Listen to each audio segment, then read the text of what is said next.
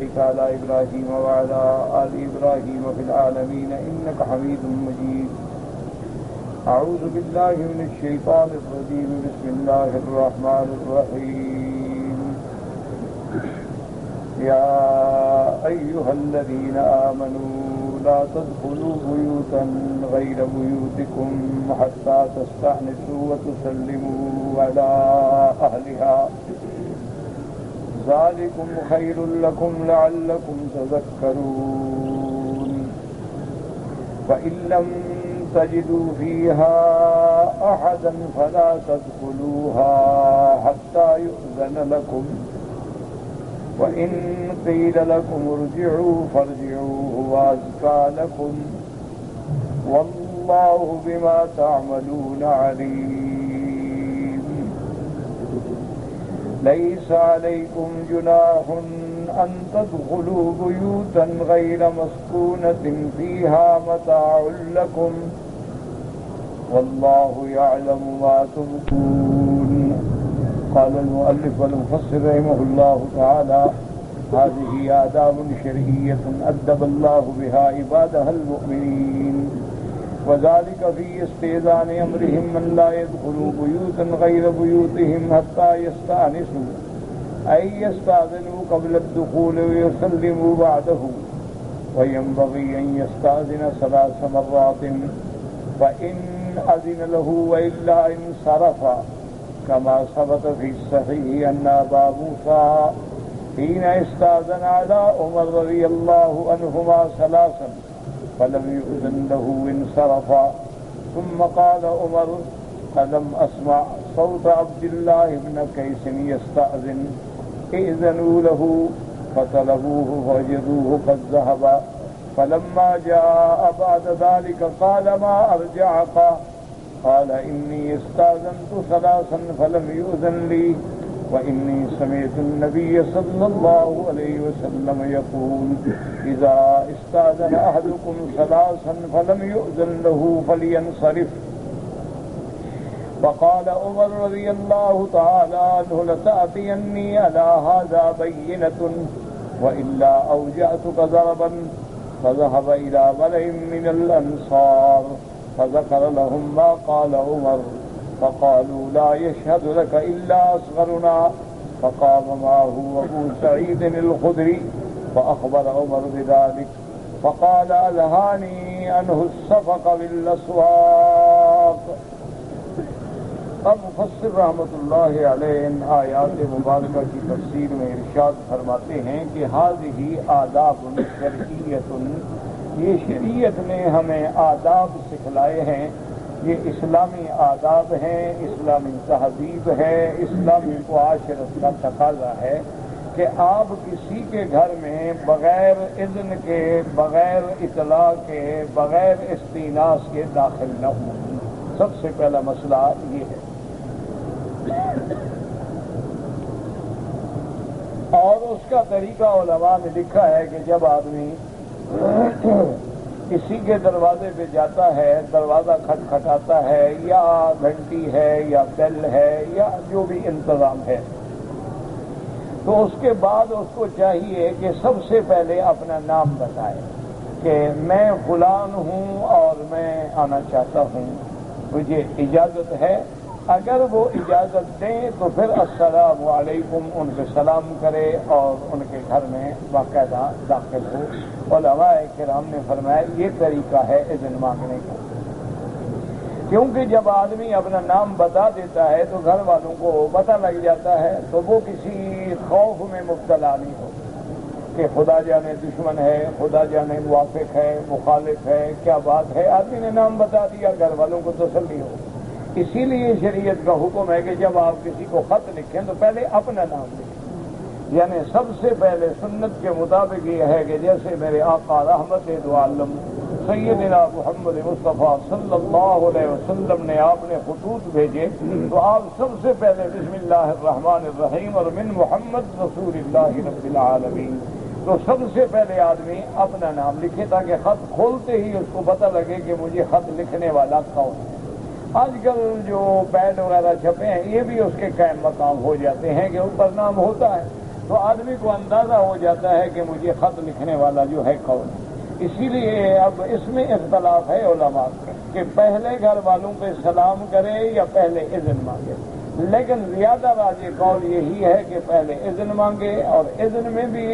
یہ نہ کہے آنا میں ہوں، نہیں بلکہ نام لے کے آنا فلان ابن فلان ادخلو، میں اجازت لینا چاہتا ہوں۔ اسی طرح ایک آدمی آئے، انہوں نے کہا کہ انا آلجو، آلجو ہوتا ہے ولوج سے، ولوج کا معنی ہوتا ہے کسی تنگ جگہ میں داخل ہونا، تو یہ لفظ جو ہے یہ مناسب نہیں ہوتا۔ ویسے استعمال اس کا اکثر جو ہے وہ حیوانات میں ہوتا ہے، ولجت الثعلب یعنی لومڑی جو ہے وہ کسی تنگ راستے سے اندر داخل ہو گئی، تو ولوج جو ہے اسی طرح یولج اللیل فی النہار وَيُولِجُ النَّهَارَ فِي اللَّيْلِ، کہ دن رات میں داخل ہوتا ہے ہمیں نظر نہیں آتا، رات دن میں داخل ہوتی ہے خفیہ طریقے سے، اس لیے کبھی دن بڑا ہو جاتا ہے کہ رات اس میں داخل ہو گئی، کچھ رات کا حصہ بھی دن میں شامل ہو گیا، تو کبھی دن رات میں داخل ہو گیا، رات بڑی ہو گئی، تو وہاں بھی لفظ ہے یولج اللیل فی النہار ویولج النہار فی اللیل۔ لیکن جب انسان اذن لے تو کہے ادخل انا فلان، اگر اجازت مل جائے تو پھر السلام علیکم ورحمۃ اللہ وبرکاتہ، یہ اسلامی آداب شرعیہ ہیں اور اس کی آدمی ہر حال میں رعایت کرے۔ اچھا، دوسرا مسئلہ یہ ہے کہ آدمی اپنے گھر میں داخل ہو تو وہاں بھی افضل اور اعلیٰ یہی ہے کہ وہ اپنے داخل ہونے کی باقاعدہ گھر والوں کو اطلاع دے، چاہے کھنکھار کے اطلاع دیتے یا دروازہ کھٹکھٹا کے کہتے میں فلاں آ رہا ہوں، تو تاکہ گھر والے بھی اطمینان سے، یا اگر گھر میں کوئی ایسی کیفیت ہے تو اس سے جلدی سمجھ جائیں، کیونکہ گھر ہے انسان کا، مثلا گھر میں بیوی ہے، گھر میں بہن ہے، بچے ہیں، والدہ ہے، تو ان میں بھی تو حالات ہو سکتے ہیں نا، وہ کسی ایسی حالت میں ہوں جس میں آپ کے سامنے آنا نہیں چاہتے ہیں، تو اس لیے انسان اپنے گھر میں بھی داخل ہو تو کہے، اور اپنے گھر میں بھی داخل ہو تو کہے السلام علیکم ورحمۃ اللہ، گھر میں چاہے بیوی ہو تب بھی کہے السلام علیکم، اور گھر میں اہل بیت ہیں، زیادہ لوگ ہیں تو السلام علیکم ورحمۃ اللہ وبرکاتہ، اور گھر والوں کو بھی چاہیے کہ وہ کہیں وعلیکم السلام ورحمۃ اللہ وبرکاتہ، کیونکہ اسلام نے یہ تحیہ جو ہے نا، تحیہ سلام، یہ بہت بڑی نعمت ہے کہ ہر وقت انسان ایک دوسرے کے لیے اللہ سے سلامتی کی دعا مانگتا ہے، السلام علیکم، تم پر سلامتی ہو، ورحمۃ اللہ، رحمتیں ہوں، برکات ہوں، تو یہ تحیہ جو ہے مسلمانوں کا یہ سب سے بڑا عظیم تحیہ ہے، اور یہی تحیہ زندگی میں بھی ہے اور مرنے کے بعد بھی یہی تحیہ ہوگا السلام علیکم، اور ملائکہ کا بھی یہی تحیہ ہوگا جو قرآن نے فرمایا ہے کہ تحیتہم یوم یلقونہ سلام، اور اسی طرح فرمایا والملائکۃ یدخلون علیہم من کل باب، اور فرشتے جو ہیں اہل جنت پہ داخل ہوں گے اور کہیں گے سلام علیکم بما صبرتم فنعم عقبی الدار، تو ملائکہ بھی سلام کہیں گے، اور مومن ایک دوسرے کو بھی جب ملیں گے تو سلام کہیں گے، کیونکہ مومن کا تحیہ جو ہے وہ حین اور بعد البعث جو ہے وہ سلام ہے، اور سب سے بڑی نعمت وہ ہے کہ جب اللہ اپنے بندوں پہ سلام فرمائیں گے، جس کا اللہ نے قرآن میں فرمایا سلام قولا من رب الرحیم، اور یہ لفظ سلام جو ہے اسماء اللہ میں سے بھی ہے، یعنی اللہ کا نام بھی السلام، المؤمن المہیمن، تو السلام اللہ کے اسماء میں بھی ہے اور اس کا معنی سلامتی بھی ہے، اسی لیے قرآن پاک نے کئی مقام پہ فرمایا سلام علی ابراہیم، فرمایا سلام علی نوح فی العالمین، سلام علی موسیٰ و ہارون، سلام علی الیاسین، سلام علی المرسلین، سلام ہی حتی مطلع الفجر، تو سلام سلام سلام، تو اللہ نے بھی انبیاء علیہم السلام پہ فرمایا، اور اسی طرح اللہ نے مسلمانوں کو بھی حکم دیا ہے کہ جب آپس میں ملے تو تمہارا تحیہ کیا ہوگا السلام علیکم، اگر ایک کہے السلام علیکم تو دوسرا بڑھائے وعلیکم السلام ورحمۃ اللہ، اگر ایک نے کہا السلام علیکم ورحمۃ اللہ تو دوسرا کہ وعلیکم السلام ورحمۃ اللہ وبرکاتہ.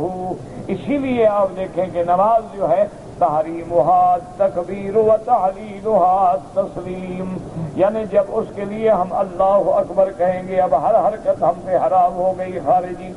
اور اس سے نکلیں گے کیسے السلام علیکم ورحمۃ اللہ، السلام علیکم ورحمۃ اللہ. تو مومنوں کے لیے یہ سب سے بڑا عظیم سبق ہے. تو اب اگر کسی کے گھر میں جائے تو اذن لے سلام کہے، اپنے گھر میں جائے تب بھی سلام کہے اور ان کو مانوس کرے. دو. تیسرا مسئلہ یہ ہے کہ اگر ایک ایسا گھر ہے کہ جب آپ وہاں گئے ہیں تو اب دو حالتیں ہیں کہ گھر والا بھی جس کو آپ نے ملنا ہے وہ موجود ہے، گھر کے اندر موجود ہے، یا ایک حالت یہ ہوتی ہے کہ جس کو آپ نے ملنا ہے وہ گھر میں موجود نہیں ہے. تو یہ دو حالتیں ہوتی ہیں کہ بندہ کسی کو ملنے کے لیے گیا، اچھا اب وہ بندہ گھر میں ہے یا نہیں. اگر وہ گھر میں ہے تب بھی آپ اذن مانگیں گے. اگر وہ مثلاً آپ نے 3 دفعہ اذن مانگا لیکن جواب نہیں ملا تو اب واپس آئے.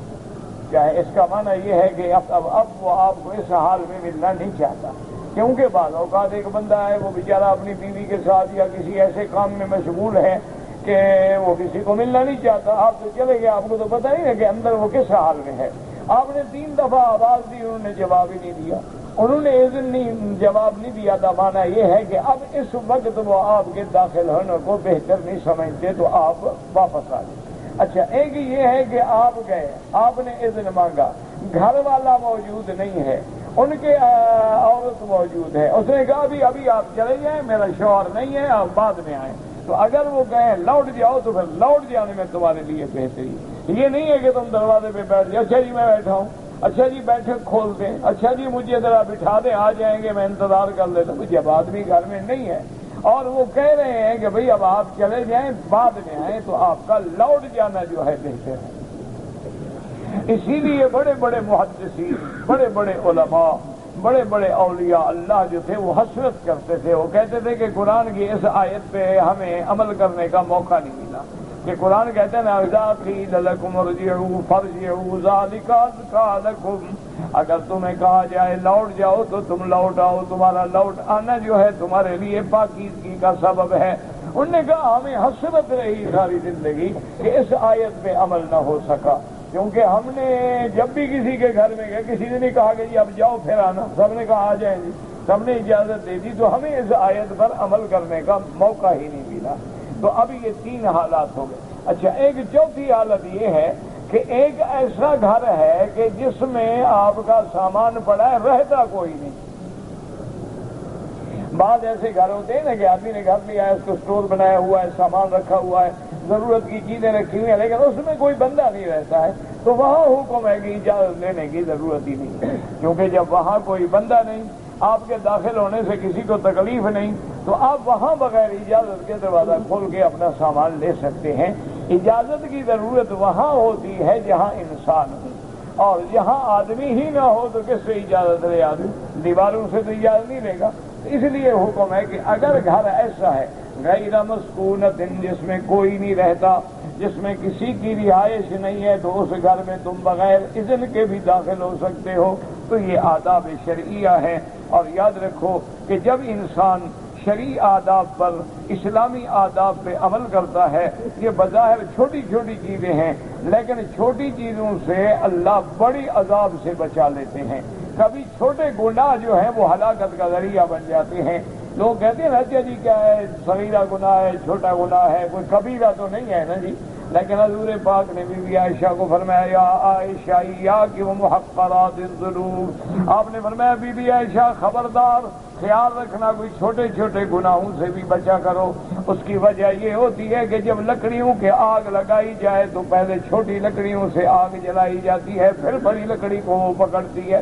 تو یہی چھوٹے چھوٹے گناہ تو بندے کو برباد کر دیتے ہیں. یہی چھوٹے چھوٹے گناہ جو ہیں وہ بڑے بن جاتے ہیں. یہی چھوٹے چھوٹے گناہ اکٹھے ہو کے انسان کی ہلاکت کا ذریعہ بن جاتے ہیں. اور جب آدمی گناہ کرتا ہے تو دلوں پہ سیاہی کا نقطہ لگ جاتا ہے، دوسرا گناہ کرتا ہے تو دوسرا نقطہ لگ جاتا ہے. حتیٰ کہ دل سیاہ ہو جاتے ہیں، پھر آدمی کو گناہ کا خیال ہی نہیں رہتا کہ میں نے کوئی کام برا کیا ہے یا نہیں کیا، تو یہ بڑی خطرناک حالت ہوتی ہے۔ اس لیے مفسر رحمۃ اللہ علیہ فرماتے ہیں ہذہ آداب شرعیت، یہ شریعت کے آداب ہیں۔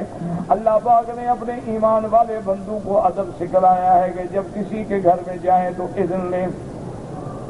یستاذنوا قبل الدخول، داخل ہونے سے پہلے اذن لیں۔ اچھا یہ طریقہ نہیں ہوتا کہ دھڑ کر کے دروازہ کھول کے داخل ہو جائیں پھر کہ اچھا جی میں آ جاؤں، یہ کیا ہے؟ داخل تو آپ ہو گئے تھے، اذن کس بات کا آپ دے رہے ہیں؟ جیسے بہت سارے لوگ ہوتے ہیں نا جی، آپ سو رہے تھے تو آپ کو ان کو پتا ہے کہ یہ رات کا 2 بجے کا وقت ہے، ہر آدمی سوتا ہے، ٹیلی فون کر دے گا، اچھا جی میں نے آپ کو نیند سے تو نہیں جگایا، صاف بات ہے، اب اس میں کوئی شک ہے کہ تم نے نیند سے نہیں جگایا؟ اچھا پھر آپ آرام کریں، دوسرے کو تم نے نیند سے اٹھا دیا تو اب آرام کس بات کا کرے گا وہ بیچارہ؟ تو یہ چیزیں جو ہیں یہ آداب اسلامی کے خلاف ہیں کہ دوسرے کے آداب کا خیال رکھو، دوسرے کے اوقات کا۔ اچھا ایک آدمی بیٹھا ہے علیحدہ ہو کے قرآن شریف پڑھ رہا ہے، آپ چلے السلام علیکم جی کیا حال ہے، آپ بیچارہ کیا کرے، قرآن پڑھے تمہارے ساتھ باتیں کرے۔ تو جب تم دیکھ رہے ہو کہ بھی الگ بیٹھا ہے، قرآن پڑھ رہا ہے، کوئی وظیفہ پڑھ رہا ہے، کوئی ذکر کر رہا ہے، تو آرام سے بیٹھ جاؤ، اس کو کبھی ڈسٹرب نہ کرو۔ یہ جب وہ فارغ ہو جائے اور اپنے اوراد کو ختم کر لے تو اب کہیں السلام علیکم، اب آپ ملیں، آپ اس سے بات کریں۔ تو اس لیے ہر چیز میں آداب ہیں، بظاہر یہ چھوٹی چیزیں ہیں لیکن ان چیزوں کا آدمی خیال کر لے تو بڑے بڑے گناہوں سے بچ جاتا ہے۔ اور اس کے بعد فرماتے ہیں ينبغي ان يستاذن 3 مرات، اور بہتر یہ ہے کہ کم از کم 3 دفعہ اجازت مانگے کہ جی میں فلان ہوں، میں گھر میں آ سکتا ہوں، میں فلان ہوں گھر میں آ سکتا ہوں، میں فلان آدمی ہوں گھر میں آ سکتا ہوں، اجازت ہے، 3 دفعہ کم از کم مانگے۔ وَإِنْ أَذِنَ لَهُ، اگر اجازت مل جائے تو داخل ہو، وَإِلَّا انصرف، اگر اجازت نہ ملے، جواب نہ ملے یا کوئی بات نہ ہو تو لوٹ آئے۔ کما ثبت فی صحیح، جیسے کہ صحیح حدیث مبارک کے اندر ہے، حضرت ابا موسیٰ رضی اللہ تعالیٰ عنہ آئے، حضرت عمر رضی اللہ تعالیٰ عنہ سے آ کے اذن مانگا، 3 دفعہ آپ نے اجازت مانگی لیکن حضرت عمر خاموش رہے، اور اس کے بعد جب 3 دفعہ اجازت نہ ملی تو ابی موسیٰ رضی اللہ تعالیٰ عنہ واپس لوٹ گئے۔ ثم قال عمر، حضرت عمر مشغول تھے کسی کام میں، اس کے بعد حضرت عمر نے فرمایا لم اسمع صوت عبداللہ ابن قیس، آپ نے فرمایا کہ میں نے آواز سنی تھی عبداللہ ابن قیس کی، اجازت مانگ رہا تھا، پتہ کرو کدھر ہے۔ انہوں نے کہا جی وہ تو واپس لوٹ گیا، آپ نے فرمایا نہیں بلا کے لے آؤ اس سے۔ اس کے بعد جناب فوجدوا فلما جاء بعد ذلك فقال ما ارجعك، جب حضرت ابی موسیٰ آئے یا حضرت عبداللہ ابن قیس تو حضرت عمر نے پوچھا کہ آپ کو کس بات نے لوٹا دیا کہ آپ چلے گئے، آپ کیوں چلے گئے، آپ انتظار کرتے، آپ ٹھہرتے، میں آپ سے بات کرتا۔ انہوں نے کہا کہ انی استاذنت 3، میں نے 3 دفعہ اجازت مانگی، فلم یؤذن لی، اور 3 دفعہ کے اندر مجھے کوئی جواب نہیں ملا، مجھے اجازت نہیں ملی۔ تو شریعت کا حکم یہ ہے، حضور کی حدیث مبارک یہ ہے کہ اگر 3 دفعہ اذن مانگنے پہ اجازت نہ ملے تو لوٹ جاؤ۔ وَإِنِّي سَمِعْتُ النَّبِيَّ صلی اللہ علیہ وسلم، میں نے حضور پاک سے حدیث مبارک سنی ہے، اِذَا اسْتَأْذَنَ أَحَدُكُمْ 3 فَلَمْ يُؤْذَنْ لَهُ فَلْيَنْصَرِفْ، کہ جب کوئی آدمی 3 دفعہ جا کے اذن مانگے اور 3 دفعہ پر بھی اس کو اذن نہ ملے تو اس کو چاہیے کہ لوٹ جائے۔ تو حضرت عمر غصے میں آ گئے، فرمایا لَتَأْتِيَنِّي عَلَىٰ هَٰذَا بَيِّنَةٌ، آپ نے فرمایا یہ جو حدیث تم نے بیان کی ہے اس پر گواہ لے آؤ، اور کسی نے سنی ہے یہ حدیث؟ کیونکہ حضرت عمر کو یہ حدیث نہیں پہنچی تھی۔ اور یہ بھی یاد رکھو کہ حضرت عمر نعوذ باللہ کسی صحابی کو جھوٹا نہیں سمجھتے تھے، لیکن ایک انتظام کو قائم کرنے کے لیے ایسے احکام جاری کرنے پڑتے ہیں تاکہ پھر ہر آدمی جرأت نہ کرے کہ جی حدیث ہے، یہ جی نے حدیث ہے، میں نے حدیث پڑھی ہے جی، یہ حدیث میں آتا ہے جی۔ تو ایسے کہہ دینے سے اللہ معاف کرے کبھی وہ حدیث نہیں ہوتی، کبھی وہ صحابی کا قول ہوتا ہے، کبھی وہ بزرگوں کا قول ہوتا ہے، اچھا کبھی وہ ایسی حدیث ہوتی ہے جو منسوخ ہوتی ہے، کبھی وہ ایسی حدیث ہوتی ہے جو بالکل موضوع اور کھڑی ہوئی ہوتی ہے۔ تو اس لیے حضرت عمر نے اس انتظامی کیفیت کو برقرار رکھنے کے لیے کہ بھی کہیں ایسا تو نہیں ہے کہ اس نے ایک کام کیا اور اس پہ اب حدیث سنا رہے ہیں، تو کوئی آئندہ جرت نہ کر سکے، ورنہ یاد رکھیں کہ صحابہ تمام کے تمام سچے ہیں۔ الصحابۃ کلھم صدوق وعدول، یعنی تمام میرے مدنی پاک کے صحابہ جو ہیں وہ سچے بھی ہیں، منصف بھی ہیں، ان سے ایسی توقع نہیں ہو سکتی کہ حضور پاک کی ذات مبارک پر جھوٹی حدیث کی تہمت لگائیں یا جھوٹی بات منسوخ کریں۔ اب حضرت عبداللہ ابن قیس گھبرائے اور اس کے بعد آئے ملم من الانصار، انصاری صحابہ کی جماعت بیٹھی تھی، انہوں نے آگے کہا کہ حضرت عمر نے تو مجھے سخت تنبیہ کی ہے، میں نے یہ حدیث پڑھی ہے، حضرت عمر فرماتے ہیں کہ اور گواہ لے آؤ، کسی اور نے بھی حدیث سنی ہے کہ نہیں سنی؟ اگر تم گواہ نہ لے آئے اور لاؤ جا تو میں تو تمہیں برے ماروں گا کہ تم نے ایسی ضرورت کیوں کی ہے۔ میں نے کہا میں تو اب مجبور ہوں، بھائی کوئی آدمی اور ہے جس نے یہ حدیث سنی ہو میری گواہی کو؟ حضرت عمر رضی اللہ تعالیٰ عنہ کی خدمت تو مولانا من الانصار نے کہا، انہوں نے کہا فکر نہ کرو، ہم اپنی طرف میں سب سے جو چھوٹا صحابی ہے اس کو بھیجتے ہیں تمہارے ساتھ، یہ حدیث سب نے سنی ہے۔ مانا یہ تھا کہ حضرت عمر تو بڑا ہے نا، اب چھوٹا صحابی بھیج کے ہم بھی اس کو تاکید کرتے ہیں کہ تم نے جو حدیثیں نہیں سنی ان چھوٹے صحابیوں کو بھی پتا ہے۔ مقصد یہ تھا کہ تم نے اگر سخت بات کی ہے تو پھر جواب بھی انہوں نے اسی طرح دیا۔ حضرت ابی سعید خدری رضی اللہ تعالیٰ عنہ تشریف لائے، اصغر القوم، وہ چھوٹے تھے سب سے، انہوں نے آگے فرمایا کہ ہاں میں نے حدیث سنی ہے۔ فاخبر عمر بذلک، حضرت عمر کو خبر دی۔ اب حضرت عمر نے فرمایا مجھے بڑا افسوس ہے، الہانی ان سبق بالاسواق، ہمیں تو تجارتی معاملات میں، کاروبار میں افسوس ہے کہ الجھا دیا کہ ہم حضور کی حدیثیں نہ سن سکے، کہ ہمیں زیادہ موقع نہیں ملا سننے کا۔ یہ خوش قسمت ہے صحابہ کہ چھوٹی عمر ہے لیکن ہر وقت حضور کی خدمت میں رہتے ہیں، معاملات ہیں نہیں، کاروبار ہے نہیں، تو ان کو زیادہ حدیث سننے کا موقع مل گیا۔ آپ نے اپنے نہ سننے پر اظہار افسوس کیا۔ وقال الامام احمد حدثنا عبد الرزاق قال اخبرنا عمر بن ثابت عن انس وغيره والنبي صلى الله عليه وسلم استاذن على سعد بن عبادة فقال السلام عليك ورحمة الله، فقال سعد وعليك السلام ورحمة الله، ولم يسمع النبي صلى الله عليه وسلم حتى سلم ثلاثا ورد عليه سعد ثلاثا ولم يسمعه، فرجع النبي صلى الله عليه وسلم فاتبعه سعد فقال يا رسول الله بأبي وأنت وأمي ما سلمت تسليمة إلا وهي بأذني ولقد رددت عليك ولم أسمعك وأردت أن أستكثر من سلامك ومن البركة، ثم أدخله البيت وقرب إليه دبيبا فأكل نبي الله صلى الله عليه وسلم، فلما فرغ قال أكل طعامكم الأبرار وصلت عليكم الملائكة وأفطر عندكم الصائمون۔ اب اس حدیث مبارک میں آتا ہے کہ امام محمد رحمت اللہ علیہ نے امام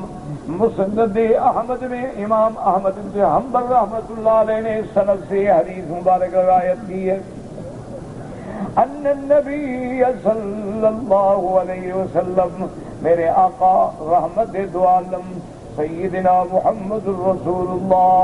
صلی اللہ علیہ وسلم حضرت سعد بن عبادہ کے پاس تشریف لے گئے اور آپ نے فرمایا السلام علیکم ورحمۃ اللہ،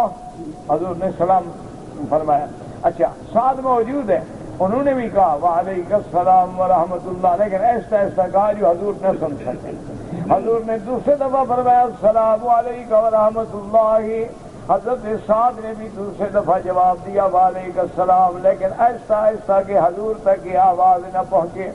حضور پاک نے تیسرے دفعہ فرمایا السلام علیکم ورحمۃ اللہ، حضرت سعد نے تیسرے دفعہ بھی جواب دیا لیکن ایسا حضور نہ سن سکیں۔ اب تیسرے دفعہ کے بعد حضور واپس روانہ ہوئے، حضرت سعد دوڑ کے پیچھے پہنچے، انہوں نے کہا یا رسول اللہ میرے ماں باپ آپ پہ قربان ہوں، میں نے آپ کا سلام سنا تھا اور میں نے آپ کے ہر سلام کا جواب بھی دیا، لیکن ایسا دیا کہ آپ کو نہ پہنچے کہ آپ بار بار مجھ پہ سلامتی بھیجیں۔ میں یہ چاہتا تھا کہ آپ کی زبان مبارک سے جو سلام پہنچے گا تو میرے لیے کتنی بڑی رحمت ہے، کتنی بڑی برکت ہے، کتنی بڑی سلامتی ہے کہ اللہ کا نبی جس کو کہا السلام علیکم، تو میں تو اس لیے خاموش بیٹھا رہا لیکن ہر سلام کا میں نے جواب دیا، ہر سلام کا میں نے جواب دیا، لیکن خود بخود آہستہ دیا۔ میری دل کی تمنا یہ تھی کہ حضور بار بار مجھ پہ سلام فرماتے ہیں، تو یہ جو ہے یہ کمال محبت ہوتی ہے اور کمال شفقت ہوتی ہے۔ ایک صحابی تھے میرے حضور کے بڑے محبوب تھے، ایک دن حضور صلی اللہ علیہ وسلم جو تشریف لے گئے تو وہ بازار میں کھڑے تھے، بیچارے کوئی چیز بیچ رہے تھے، تو حضور نے ان کے پیچھے جا کے ان کی آنکھوں پہ ہاتھ رکھ دیا پیچھے سے، اور ہاتھ آگے کر کے ان کی آواز فرمایا کہ من آنا، بتاؤ میں کون ہوں۔ اب جناب وہ ایسا ایسا ایسا اپنی پشت حضور کے سینے سے بھی لگایا گیا، پتہ نہیں آپ کون ہیں۔ حضور فرمایا بھی بتاؤ میں کون ہوں۔ اب وہ جناب اور رگڑا بھی لگاتا جائے اور کہے جی پتہ نہیں۔ حضور پاک نے جب تیسری دفعہ فرمایا کہ دیکھو تمہیں پتہ نہیں لگا من آنا میں کون ہوں، اس نے کہا رسول اللہ پہلی دفعہ ہی پتہ لگ گیا تھا، آپ کا پتہ لگ رہا ہے، میں کیسے چپ کروں؟ اتنی بڑی رحمت مجھے مل رہی ہے، اتنا بڑا مقام مجھے مل رہا ہے، تو میں کیسے جلدی جلدی بتا دیتا؟ میں تو چاہتا تھا کہ اور مجھے قرب ملے محمد مصطفیٰ کا صلی اللہ علیہ وعلی آلہ واصحابہ وسلم تسلیما کثیرا کثیرا۔ تو یہ مقام محبت ہے، یہ انداز محبت ہے کہ جس پر اللہ کا نبی سلام بھیجے، وہ کتنے خوش قسمت لوگ ہوں گے اور کتنے شان والے لوگ ہوں گے کہ جن کو حضور صلی اللہ علیہ وسلم فرمایا السلام علیکم ورحمۃ اللہ۔ اس لیے حضرت سعد بن عبادہ نے عرض کیا کہ یا رسول اللہ حضور میں نے سن لیا تھا اور میں ہر سلام کا جواب بھی دیتا رہا، لیکن میں نے عمدن آہستہ آہستہ جواب دیا کہ آپ نہ سنیں اور بار بار مجھ پہ سلام بھیجے۔ یہ تو کمال تھا نا صحابہ کی محبت کا۔ ایک دفعہ میرے آقا کی رحمت دو عالم کی مجلس مبارک میں اتفاق ایسا ہوا کہ اس طرف ایک نوجوان صحابی بیٹھے ہیں اور ادھر بزرگ صحابی بیٹھے ہیں بڑے بڑے شان والے، یہ بچہ ہے۔ حضور صلی اللہ علیہ وسلم کی خدمت میں ہدیہ آیا، دودھ آیا، کچھ چیزیں آئیں، تو اب شریعت کا حکم یہ ہے کہ اگر دودھ ہے یا کھجور ہے یا کوئی چیز ہے اور آپ وہ تقسیم کرنا چاہتے ہیں تو شریعت کا حکم یہ ہے کہ پہلے دائیں والوں کا حق ہے دائیں طرف سے تقسیم کریں اور پھر بائیں تک پہنچیں۔ اب حضور صلی اللہ علیہ وسلم نے بڑا غور کیا کہ دائیں طرف تو ایک بچہ ہے اور بائیں طرف جلیل القدر میرے صحابہ ہیں، اب میں بچے کو ان پہ مقدم کروں یہ بھی مسئلہ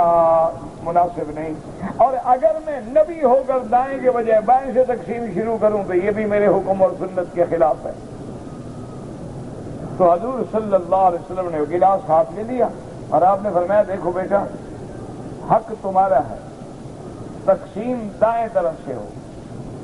لیکن اگر تم اجازت دے دو تو دیکھو بائیں طرف بڑے بڑے بزرگ بیٹھے ہیں جو تمہارے باپ کی عمر سے بھی زیادہ ہیں اور بڑے شان والے صحابہ ہیں، اگر اجازت دے دو تو پہلے میں ان کو پلا دوں۔ اس نے کہا یا رسول اللہ میں نہیں اجازت دیتا۔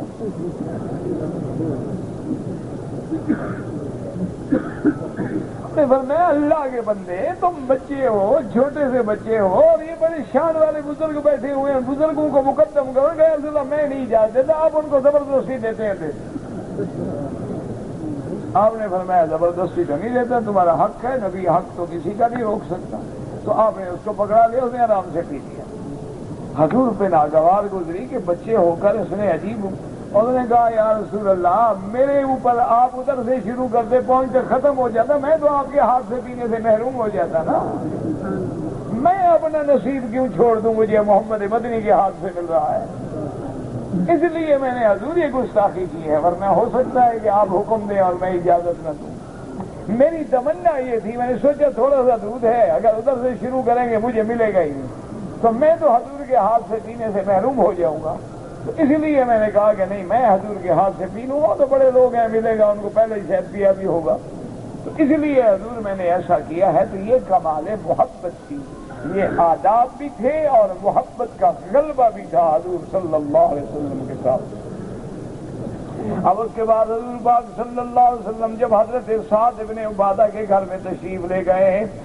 فقرب الیہ زبیبا، اس نے حضور کے سامنے دراکھ پیش کی۔ انگور جب خشک ہو جاتے ہیں جسے آپ کشمش بھی کہتے ہیں، دراکھ بھی کہتے ہیں، وہ پیش کی حضور صلی اللہ علیہ وسلم۔ فلما فرغ، جب حضور نے وہ کھائی اور فارغ ہوئے تو آپ نے فرمایا اکل طعامکم الابرار، تمہارا طعام جو ہے وہ پاک لوگوں نے کھایا، وصلت علیکم الملائکہ، اور اللہ کے ملائکہ نے بھی تم پہ درود رحمت بھیجی، وافطر عندکم الصائمون، اور تمہارے پاس آگے روزے رکھنے والوں نے افطار کیا۔ مانا یہ نہیں ہوتا ضروری کہ روزے دار ہو، مانا جیسے نہیں کھایا ہوا، روزے دار بھی تو نہیں کھاتا نا، افطار کے وقت کھاتا ہے، تو آدمی خود اگر صبح سے بھوکا ہے کھایا تو اس کے لیے گویا افطار ہے، اس لیے فرمایا افطر عندکم الصائمون۔ وقد روى ابو داود والنسائی من حدیث ابی عمرو الاوزاعی سمعت یحیی بن ابی کثیر یقول حدثني محمد بن عبد الرحمن بن سعد بن زرارة عن قيس بن سعد هو ابن عبادة قال زارنا رسول الله صلى الله عليه وسلم في منزلنا فقال السلام عليكم ورحمة الله، فرد سعد ردا خفيا، قال كيف؟ فقلت ولا تأذن لرسول الله، فقال دع يكثر علينا من السلام، فقال رسول الله فرد سعد ردا خفيا، ثم قال رسول الله صلى الله عليه وسلم السلام عليكم ورحمة الله۔ اسی طرح ابو داؤد اور نسائی نے ابی عمرو الاوزاعی کی سند سے قیس بن سعد جو ہیں، یہ سعد ابن عبادہ ہوا، قیس بن سعد ہوا ابن عبادہ، یہ عبادہ کے بیٹے ہیں، وہ فرماتے ہیں کہ حضور ہمارے گھر تشریف لائے اور آپ نے باہر کھڑے ہو کے فرمایا السلام علیکم ورحمۃ اللہ۔ حضرت سعد نے آہستہ آہستہ جواب دیا تو قیس ابن سعد نے کہا اللہ کے بندے حضور فرما رہے ہیں، آپ اجازت دو، جلدی سے بلاؤ۔ چپ کرو، حضور کی زبان سے سلام آنے دو، تمہیں کیا پتا ہے، تم سمجھتے نہیں ہوئے اس بات۔ اس کے بعد دوبارہ حضور پاک صلی اللہ علیہ وسلم نے سلام فرمایا تو اس نے آہستہ جواب دیا۔ اس کے بعد ثم رجع رسول اللہ صلی اللہ علیہ وسلم، جب 3 دفعہ بھی اذن نہ ملا تو حضور واپس لوٹے، اور اتباعہ سعد، اور سعد پیچھے دوڑے، فقالا یا رسول اللہ صلی اللہ علیہ وسلم كنت اسمعك تسلیمك ورد عليك ردا خفيا لتكثر علينا من السلام، اور نے کہا یا رسول اللہ آپ جب بھی سلام فرماتے تھے میں جواب دیتا رہا، لیکن میری تمنا یہ تھی کہ زیادہ سے زیادہ آپ کی زبان مبارک سے ہم پہ سلامتی اللہ کی طرف سے نازل ہو۔ قال، اس کے بعد کہتے ہیں کہ فانصرف معه رسول اللہ صلی اللہ علیہ وسلم وامر سعد بغسل فاغتسل، پھر حضرت سعد کے ساتھ حضور آپ ان کے گھر میں آئے تو حضرت سعد نے کہا کہ یا رسول اللہ میں پانی رکھ دیتا ہوں، آپ غسل بھی فرما لیں تاکہ آپ کو سکون ملے، راحت ملے۔ ثم ناوله خمیصة مصبوغة بزعفران او ورس فاشتمل بها، ثم رفع رسول اللہ صلی اللہ علیہ وسلم یدیہ، اس کے بعد انہوں نے آپ کو ایک لنگی دی اور مصبوغۃ بزعفران او ورس، زعفران بھی ایک بوٹی ہے اور ورس بھی بوٹی ہے، اس کے رنگ سے وہ رنگی ہوئی تھی، یعنی اس کا رنگ جو تھا وہ زعفرانی تھا، تو وہ کپڑا دیا تھا کہ حضور لپیٹنے بدن مبارک خشک ہو جائے پھر اپنے کپڑے پہنے۔ اس کے بعد حضور صلی اللہ علیہ وسلم نے وہ لپیٹ لی، اس کے بعد فارغ جب ہوئے تو آپ نے دعا کی اللہم اجعل صلاتک و رحمتک علی آل سعد بن عبادہ، آپ نے دعا کی کہ اللہ اپنی رحمتیں، اپنی سلامتی جو ہے وہ سعد بن عبادہ کے اہل پہ نازل فرما۔ دعا فرمائے اللہ ہمارے اہل پہ بھی اپنی رحمتیں اور سلامتی نازل فرما دے اور ہر قسم کی برائیوں سے، بیماریوں سے، عذاب سے بچا لے۔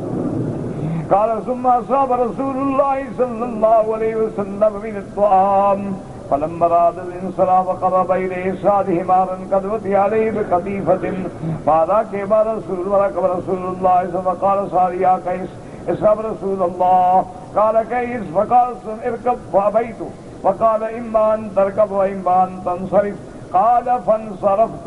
وقد روي هذا من وجوه اخر وهو حديث جيد قوي والله اعلم۔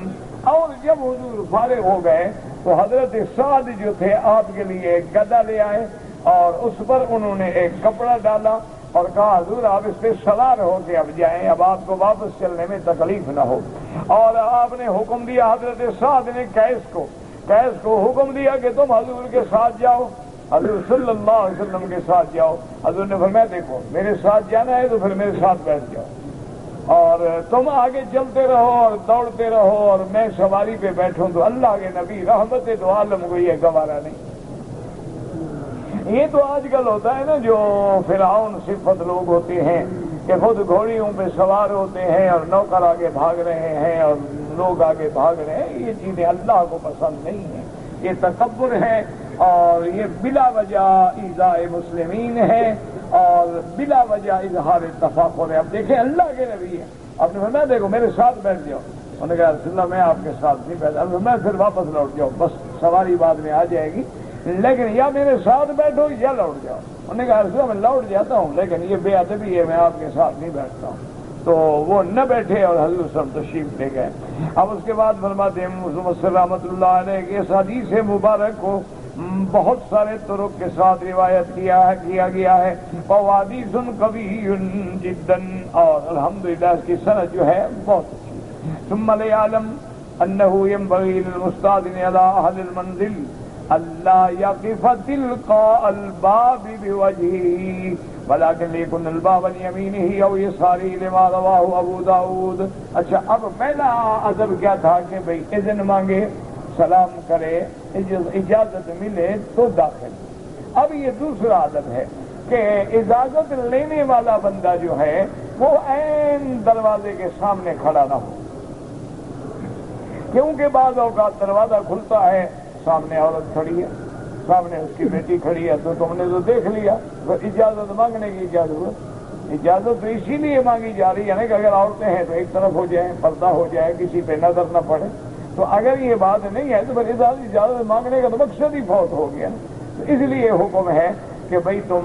دروازہ جو ہے تمہاری بائیں جانب ہو یا دائیں جانب ہو، یعنی ہٹ کے کھڑے ہوں، دروازے کے عین سامنے نہ کھڑے ہوں۔ اور یہ بھی حدیث ہے جس کو ابو داؤد نے روایت کیا۔ حدثنا ابو عمر بن الفضل الحراني في آخره قالوا حدثنا بقية قال حدثنا محمد بن عبد الرحمن عبد الله بن بشر قال كان رسول الله صلی اللہ علیہ وسلم اذا اتى باب قوم لم يستقبل الباب من تلقاء وجهه ولكن من ركنه الايمن او الايسر يقول السلام عليكم السلام عليكم، وذلك ان الدور لم يكن عليها يومئذ سطور انفرد به ابو داؤد۔ ابی داؤد نے اس حدیث کو نقل کیا ہے کہ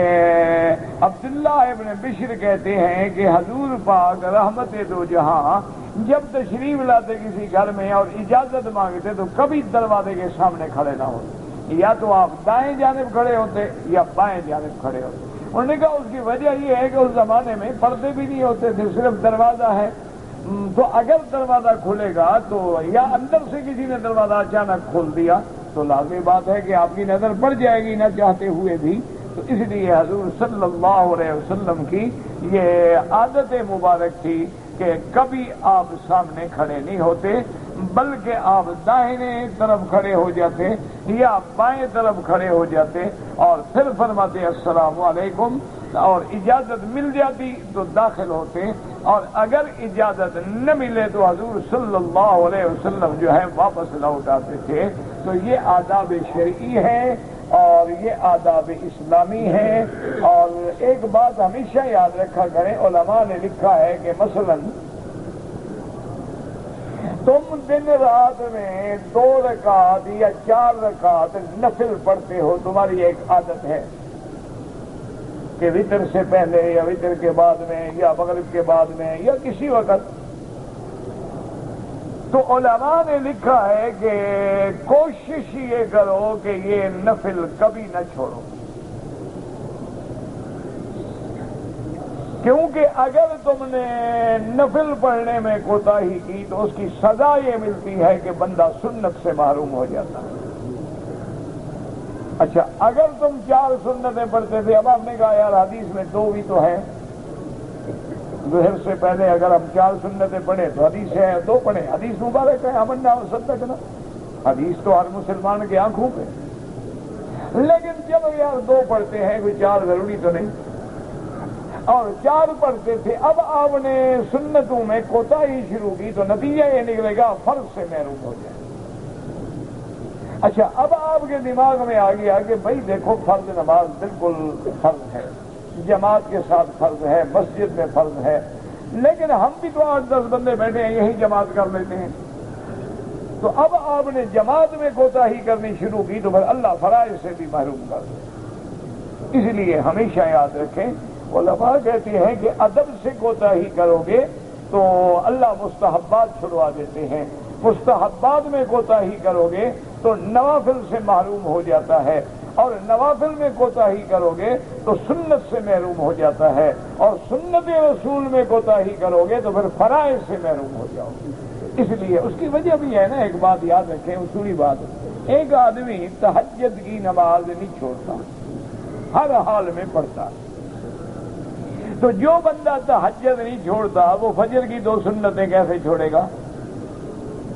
تہجد تو پھر بھی نفل ہے، لیکن 2 رکعت اذان کے بعد فجر کی نماز سے پہلے جو ہے وہ سنت ہے، اور وہ 2 رکعتیں اتنی محبوب ہیں، حضور نے فرمایا خیر من الدنیا وما فیہا، ساری دنیا اور اس کے اندر جو کچھ ہے نا ان سے بہتر۔ تو جو بندہ تہجد نہیں چھوڑتا، اشراق نہیں چھوڑتا، تو وہ کبھی 2 سنتیں فجر کی نہیں چھوڑے۔ اچھا، جو بندہ سنتیں نہیں چھوڑتا وہ کبھی فرض نہیں چھوڑے گا۔ تو جب آپ کو نفل چھوڑنے کی بیماری لگے گی نا، پھر سمجھو سنت گئی۔ جب سنت چھوڑنے کی بیماری شروع ہو جائے تو سمجھو کہ اب میرے فرض بھی گئے۔ جب فرائض میں کوتاہی ہو تو پھر بندہ جماعت سے بھی گیا۔ تو یہ ہے ہمارے اس لیے علماء کہتے ہیں کہ چھوٹی چھوٹی سنت جو ہے، اب دیکھیں مسواک کرنا سنت، اور حدیث مبارک میں یہ لفظ ہے کہ مطہرۃ للفم وموضعۃ للرب، مسواک تیرے منہ کو پاک کرتا ہے اور تیرے رب کو راضی کرتا ہے۔ کیا معنی؟ منہ پاک ہوگا، اللہ کا نام لوگے تو اللہ راضی ہوگا نا۔ اب گندے منہ سے نام لوگے، منہ میں تمباکو بھرا ہوا ہے، سگریٹ کی بدبو ہے، حقے کی بدبو ہے، اور جناب اللہ کا نام بھی لے رہے ہیں، تو صاف بات ہے کہ اللہ ان باتوں پہ راضی نہیں ہوں گے، خوش نہیں ہوں گے۔ اب منہ پاک ہوگا، صاف ہوگا تو اللہ راضی ہوں گے۔ لیکن یہ کتنا آسان ہے کہ مسواک ہے، 2 منٹ بھی نہیں لگتے۔ لیکن علماء نے لکھا ہے کہ اس مسواک کرنے میں 70 فائدہ بندے کو ملتا ہے۔ مسواک کرنے سے 70 فائدہ حاصل ہوتا ہے، اور ان میں ایک فائدہ یہ ہے کہ جو بندہ مسواک پہ مستقل عمل کرے اللہ اس کا خاتمہ اچھا کر دے۔ تو جب خاتمہ اچھا ہو جائے تو باقی کیا رہا؟ اصل بات تو خاتمہ ہی ہے۔ انما الاعمال بالخواتیم، دار مدار جو ہے وہ خاتمے پر ہے کہ اگر مرنے کے وقت میں الحمدللہ زبان پہ کلمہ جاری ہو گیا تو سبحان اللہ۔ ابھی کل رات وہ بیٹھے تھے سلمان گیلانی، شاعر اسلام ہے ماشاءاللہ، تو ان کے ابا جو ہیں سید امین گیلانی رحمۃ اللہ علیہ، وہ بھی شاعر ختم نبوت اور شاعر احراز اور بڑے جری آدمی تھے، اور بڑے ہم نے ان کے جوانی میں ماشاءاللہ ان کی سیرت میں، جوانی میں، جلسوں میں، کانفرنسوں میں ان کی بڑی بڑی مارکات اور انقلابی نظمیں سنی۔ تو اب دیکھیں کہ شان ہے کہ وہ بتا رہے تھے کہ دوستوں نے مجبور کیا، بڑھاپا ہو گیا تھا، بوڑھے ہو گئے تھے، بہت کمزور بھی بہت تھے، ویسے بھی بالکل دھان پان بالکل پتلے سے آدمی۔ تو دوستوں نے مجبور کیا کہ فیصلہ آباد میں مجلس حسن قرات ہے، باہر کے قراء آئے ہیں، انہوں نے کہا کہ مہربانی کرو، آپ کا بیٹا بس یہاں نہیں ہے، سفر پہ ہے، تو آپ ہی چلے جائیں اور ایک آدھی نظم آپ بھی سنا دیجئے گا۔ انہوں نے فرمایا کہ بھائی میں بہت بوڑھا ہو گیا۔ تو انہوں نے کہا حضرت کیا ہے، آرام سے کار میں جائیں گے، کار میں آئیں گے، اور آپ کو فوراً ہی نظم پڑھنے کے بعد اسی وقت گاڑی دیں گے اور آپ کو بھیج دیں گے لاہور۔ تو آپ مان گئے، آئے اور دوستوں کے ساتھ گاڑی میں بیٹھے ہیں، اور جناب احرار کے اور ختم نبوت کے اور پرانے واقعات سنا رہے ہیں، اور بالکل ٹھیک، اور یہ بھی کہہ رہے ہیں کہ بھائی اب ہم جیسے لوگ تو بوڑھے ہو گئے، ہم جب مر جائیں گے تمہیں یہ قصے کون سنائے گا؟ تو اس کے بعد انہوں نے کہا جی آپ کو آئس کریم کھلاتے ہیں، اب وہ آئس کریم لے آئے، آپ نے آئس کریم بھی کھا لی، اور اس کے بعد بیٹھے بیٹھے آرام سے ایسے ٹیک لگائی اور کہا لا الہ الا اللہ محمد رسول اللہ، ختم۔ تو اس سے بڑا خاتمہ اور کیا ہوتا ہے؟ من کان آخر کلامہ لا الہ الا اللہ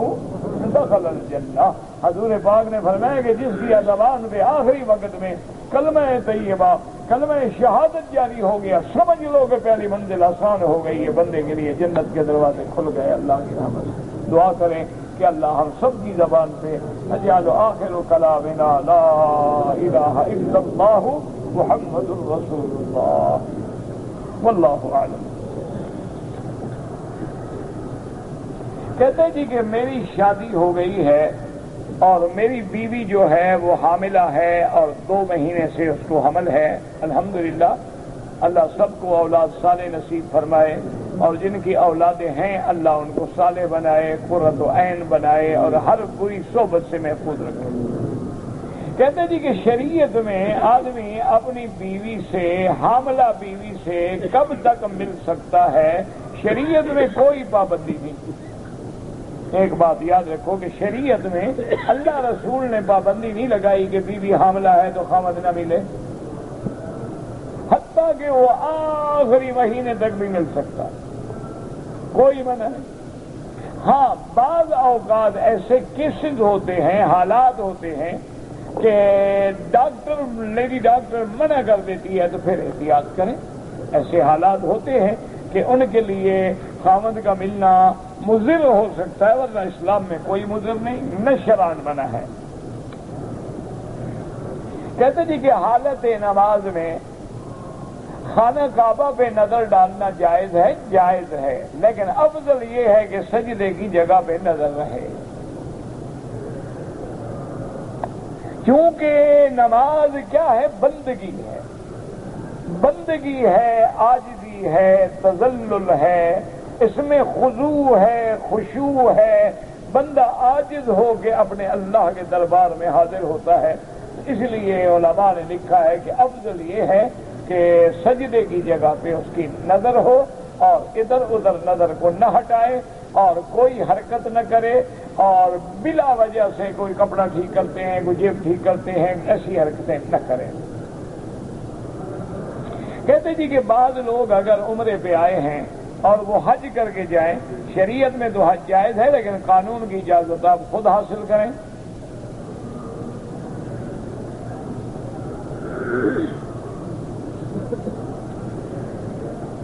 اسی طرح طواف کی حالت میں بھی افضل یہ ہے کہ جب چلے تو اس کی نظر جو ہے نیچے ہو، کیونکہ طواف بھی نماز کے حکم میں ہے، الا جب حجر اسود کے سامنے جائے تو پھر صاف بات ہے کہ رکے گا اور اس کی طرف رخ کر کے بسم اللہ اللہ اکبر، یا رکن یمانی ہے تو پھر رکے گا، پھر طواف نہ رہا، وقوف ہو گیا اور رک گیا ہے نا اب، تو پھر وہاں ہاتھ لگائے گا، ورنہ چلتے ہوئے اپنی نظر کو نیچے رکھے۔ لیکن اگر اتفاق سے نظر پڑ جائے گا بیت اللہ پہ تو کوئی بات نہیں۔ کہتے جی کہ بینک میں جب ہم پیسے رکھتے ہیں تو وہ بھی تو منافع طے کر دیتے ہیں، منافع طے کر دیتے ہیں، چیز تو کوئی نہیں دیتے نا آپ کو، کیوں آپ بات کو نہیں سمجھ رہے؟ ایک ہے ہم نے پیسہ دیا 1 لاکھ، ہم نے کہا 1 سال کے بعد ہم لیں گے 1,10,000، تو اب 10,000 ہم نے اس 1 لاکھ پہ زیادہ لیا ہے، درمیان میں اور کوئی چیز نہیں لین دین والی، بات کو سمجھو۔ تو یہ خالص سود ہے، ربا ہے، حرام۔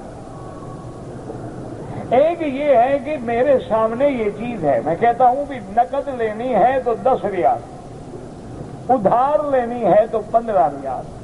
آپ نے ادھار قبول کی تو میں نے ادھار میں گویا 15 ریال میں یہ چیز آپ کو بیچی ہے، آپ یہ چیز 15 ریال میں لے کے جا رہے ہیں، اس میں کون سا سود آ گیا بھائی؟ بینک آپ کو کوئی چیز تو نہیں دے رہا نا، بینک تو آپ سے پیسے لے رہا ہے 1 لاکھ اور آپ کو دے گا بعد میں 10% یا 7% یا 6%، وہ تو سود ہے۔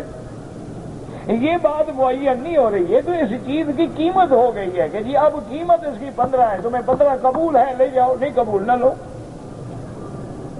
15 تم نے قبول کر لی تو گویا یہ چیز میں نے تم کو بیچی ہی 15 ریال میں ہے، اب وہ 15 ریال تو مجھے قسط میں دو گے۔ لیکن آخر میں یاد ہوگا میں نے کہا تھا کہ اس چیز سے بھی بچو، اس لیے پوری بات یاد رکھا کرو۔ میں نے کہا گو یہ جائز ہے، علماء نے اس کے جواز کا فتویٰ دیا، کیوں آج تو ساری دنیا میں کاروبار یہی ہو رہا ہے، ساری دنیا کی کھاد اسی پہ بک رہی ہے، سپرے اسی پہ بک رہی ہے، بیج اسی پہ بک رہے ہیں، اجناس اسی پہ، تو پھر تو نعوذ باللہ کسی کی کھیتی بھی حلال حق نہیں رہے گی۔ تو اس لیے علماء نے جواز کا فتویٰ تو دیا ہے، لیکن افضل یہ ہے کہ بچو۔ کہتے جی کہ میری عمر 25 سال ہے، میں نے اپنی عمر جو ہے غلط کاموں میں گزار دی، اب اللہ نے مجھے ہدایت دی ہے، میں بہت پریشان ہوں، یہی پریشانی تو آپ کی ہدایت کا ذریعہ ہے، یہی پریشانی آپ کی نجات کا ذریعہ ہے۔ یاد رکھو کہ اللہ کی رحمت اتنی بڑی وسیع ہے کہ اگر کوئی 70 سال شرک میں مبتلا رہے، ایک دفعہ توبہ کر لی، کلمہ پڑھ لیا، سارے گناہ معاف ہو گئے۔ تو اس لیے اب اللہ نے تمہیں ہدایت دے دی ہے، اللہ کے دروازے پہ گڑ گڑا کے توبہ کرو اور آئندہ اعمال صالحہ اختیار کرو، انشاءاللہ اس کی رحمت کے آگے کوئی کمی نہیں۔ کہتے ہیں جی کہ ہم 20 دن کے لیے میاں بیوی آئے ہیں عمرے پہ، عمرہ کرنے کے بعد باقی دن جو ہے مثلا عمرہ تو ہم نے ایک دن میں کر لیا، اب 19 دن ہم یہاں رہ رہے ہیں، تو کیا خاوند کے لیے بیوی حلال ہوگی یا بیوی احرام میں ہے؟ بیوی تیرا احرام کھل گیا، بیوی کا کیوں نہیں کھلا؟ جب طواف صفا مروہ دوڑ کے تم نے بال کٹوا لیے، بیوی نے بھی بال کٹوا لیے، دونوں کا احرام کھل گیا، میاں بیوی ہیں، بالکل ملے رہیں۔ یہ کون سا یعنی ادب کریں تو بیوی سے بھی ڈرتے ہیں، اور بے حیائی پہ آئیں تو طواف میں لوگوں کی عورتوں کو دیکھتے ہیں۔ اس کا علاج ہے مجھے بتائیں؟ ادب یہ ہے اپنی بیوی سے۔ یہ مکے مدینے میں جو لوگ پیدا ہوتے ہیں اوپر سے گرتے ہیں، اگر یہاں میاں بیوی کا ملنا بھی منع ہے تو یہاں کیسی اولاد پیدا ہو رہی ہے؟ اللہ کے بندے، یہ کوئی مسئلہ ہے؟ وہ تمہاری بیوی ہے، احرام ختم ہو گیا، پابندی ختم ہو گئی۔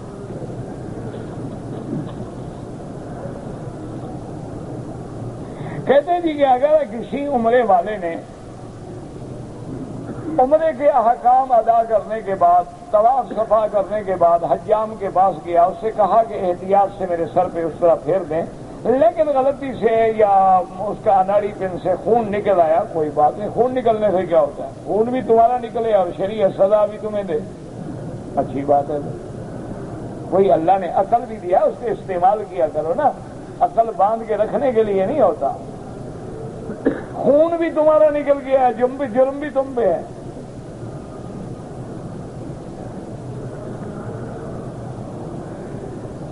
کہتے ہیں جی کہ ہم جب بزرگوں کی مزارات پہ زیارت کے لیے جاتے ہیں اور وہاں جو لنگر تقسیم ہوتے ہیں ان کا کھانا جائز ہے، افضل یہ ہے کہ نہ کھائے، کیونکہ غیر اللہ کی نسبت سے پکائے جاتے ہیں، اور جو چیزیں غیر اللہ کی نسبت سے پکائی جائیں وہ بعض لوگ صحیح بھی ہوں، اللہ کی نیت بھی کرتے ہوں، مسافروں کے لیے بھی پکاتے ہوں، وہ تو ٹھیک ہے، حلال ہے، کھا سکتے ہیں، لیکن کون فرق کرے گا؟ بعض جاہل لوگ تو منتیں مانتے ہیں نا کہ میں یہ بکرا مرشد کی مزار پہ ذبح کروں گی، اب یہ ما اہل بہ لغیر اللہ میں آ گیا، کھانا حرام۔ کیوں؟ اگر ثواب پہنچانا ہے تو اپنے گھر میں ذبح کر دے، ثواب تو اللہ نے دینا ہے کہ تم نے ہاتھ پکڑ کے پہنچانا ہے، ثواب پہنچانے والی اللہ کی ذات ہے۔ اچھا یہ بھی پتہ نہیں ہماری خیرات قبول بھی ہوئی کہ نہیں ہوئی، پہلے قبول ہو ثواب بنے تو ملے گا نا، اگر ہماری درخواست ہی قبول نہ ہوئی تو کیا ملے گا؟ تو بعض لوگ تو صحیح معنی میں بھی انتظام کرتے ہیں کہ لوگ ہیں مسافر ہیں، جو یار کچھ پکا دو، بھوکے نہ رہیں، کھا لیں، لیکن اکثر یہی ہوتا ہے کہ وہاں نظر نیاز کا اہتمام کیا جاتا ہے، بلکہ ساری دنیا سے چندہ کرتے ہیں کہ جی حضرت کا لنگر چلے گا، اللہ کا نہیں ہے، وہ حضرت کا ہے۔ جب حضرت کا ہے تو نسبت غیر اللہ کی طرف ہو گئی۔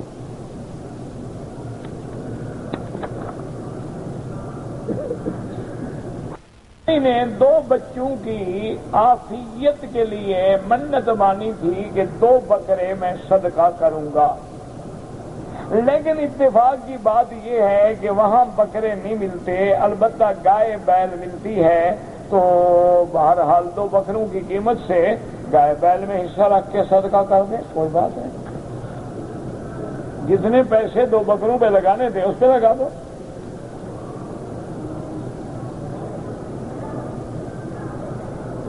اگر پیشاب کے چھینٹے پڑتے ہیں کپڑوں پہ تو لازماً دھوئیں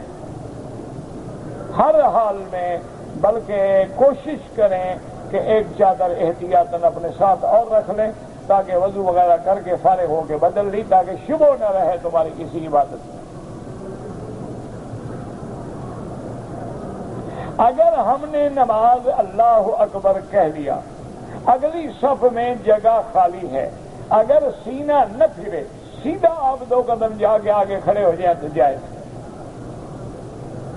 ابی طالب جو ہے وہ کہاں واقع ہے؟ مکے میں ہے، اور مروہ کی طرف سے جب آپ نکلیں گے کسی سے بھی پوچھیں گے تو آپ کو بتا دیں گے شیب ابی طالب ہے، پھر شیب عامر ہے، اس کے بعد خندمہ ہے، خانسہ ہے، شیشہ ہے، عزیزیہ ہے، یہ سارا علاقہ ہے۔ تو مروہ سے نکلنے کے بعد جب آپ مین روڈ پہ جائیں گے نا، وہیں کھڑے کھڑے کسی سے پوچھیں، لیکن اب وہ نہ گھاٹی رہی، اب تو بلڈنگیں بن گئی، اب تو مکان بن گئے، اب گھاٹی تھوڑی پڑی ہوئی ہے وہاں۔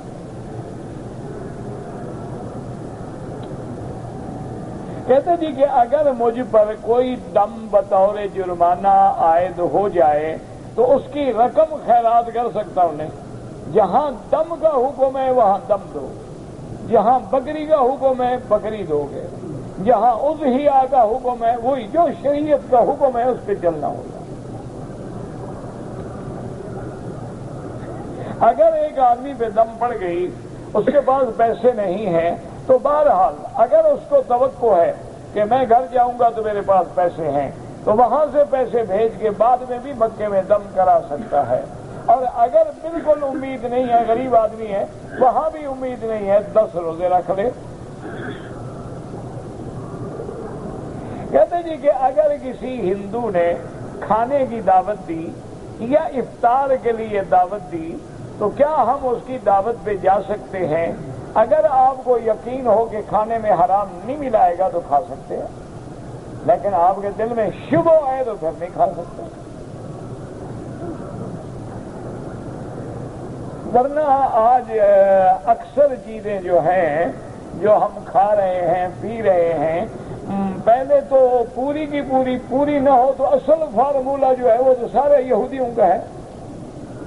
کہ آپ پیپسی کولا پیتے ہیں، کوکا کولا پیتے ہیں، یہ آپ میکڈونلڈ کے برگر کھاتے ہیں، یہ کنگ برگر کھاتے ہیں، کینٹیکی استعمال کرتے ہیں، یہ سارے فارمولے کن کے ہیں؟ اصل میٹیریل تو انہی سے آتا ہے ڈرم بھر کے، تم تو یہاں سے مرغی کو لگاتے ہو، بس میٹیریل تو ان کا ہے، مسالہ تو ان کا بنا ہوا ہے، پتہ نہیں اس میں ہے کیا بلا۔ کہتے تھے کہ مسجد عائشہ سے احرام باندھنا مرد کے لیے ثابت ہے، مرد کے لیے منع والی حدیث آپ مجھے دکھا دیں، ثابت والی میں دکھا دوں گا، آسان سی بات کہ جہاں آپ نے حکم دیا ہو کہ بھئی مرد کے لیے منع ہے۔ انا للہ و انا الیہ راجعون۔ عمرے کے لیے آیا، عمرہ ادا کرنے سے پہلے اور بعد میں حرم شریف میں باہر صحن میں بیٹھ گیا، جب عمرہ کر کے آیا احرام کی چادر اتار رہا تھا، معلوم ہوا کہ احرام کی چادر پر زرد رنگ کا پخانے کے 2 داغ تقریباً 2 انچ کے لگے ہوئے تھے۔ بہرحال اگر وہ 2 چادریں پہن کے تم نے عمرہ کیا ہے اور ان پہ 2 انچ کے پخانہ لگا ہوا تھا تو بالکل آپ کی نماز ہی نہیں ہوئی، طواف بھی نہیں ہوا، کچھ بھی نہیں ہوا، آپ فوراً لوٹائیں، آپ دوبارہ عمرہ لوٹا دیں، کوئی دم نہیں پڑے گی۔ کہتے جی کہ بازار میں ہوٹلوں میں مرغا ہے، دوسرا گوشت ہے، بابا جو مرغی جو ہے نا جو اس ملک کی ہے اس میں تو کوئی شبہ ہی نہیں نا،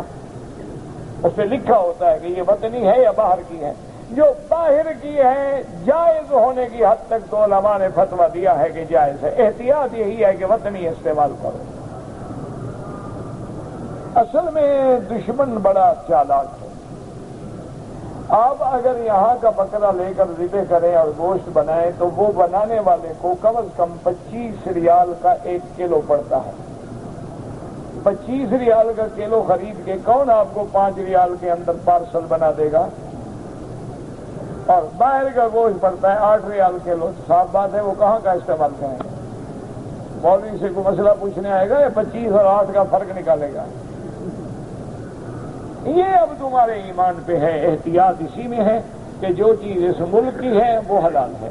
باہر والی احتیاط کرو، ورنہ مجبوری کی حد تک علماء کہتے ہیں کہ ان کمپنیوں سے یہ شرط کی جاتی ہے کہ وہ ذبیحہ حلال بھیجیں۔